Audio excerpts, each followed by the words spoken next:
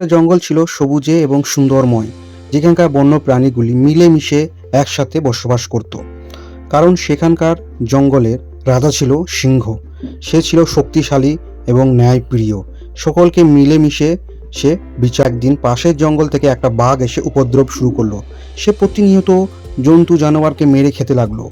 এভাবে একদিন খরগোশ এসে সিংহের কাছে বিচার। মহারাজ মহারাজ কি হয়েছে তোমার? মহারাজ, আমাদের বাঁচান। একটা দুষ্ট বাঘ এসেছে, সে প্রতিনিয়ত আমাদেরকে মেরে খাচ্ছে।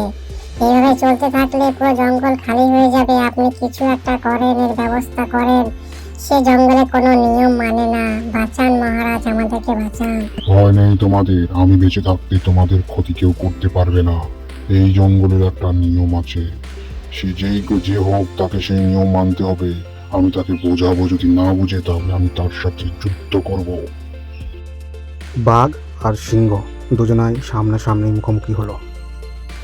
এই জঙ্গলে কিছু নিয়ম আছে, তুমি যদি এই জঙ্গলে থাকতে চাও তাহলে এখানকার নিয়ম মেনে চলতে হবে, আর আমার কথা শুনতে হবে, কারণ আমি হচ্ছি এখানকার রাজা।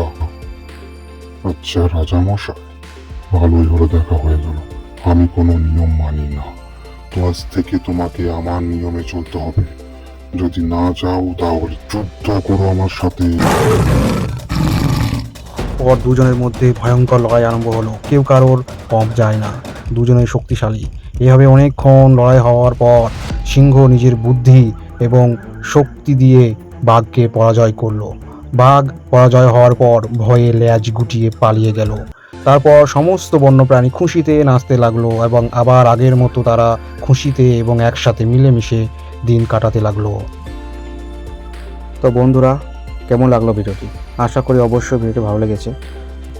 ভালো লেগে থাকলে ভিডিওটি একটা লাইক করুন এবং সাবস্ক্রাইব করে আমার পাশে থাকুন এবং নিচে থাকা বেল আইকনটি ক্লিক করে, যাতে পরবর্তীকালে যখন আমি ভিডিও আপলোড করব অতি সহজে আপনার কাছে পৌঁছে যায়। তো বন্ধুরা, এখন বিদায় নিচ্ছি। দেখা হবে আবার পরের ভিডিওতে। সুস্থ থাকুন, হাসতে থাকুন এবং আমার ভিডিও দেখতে থাকুন।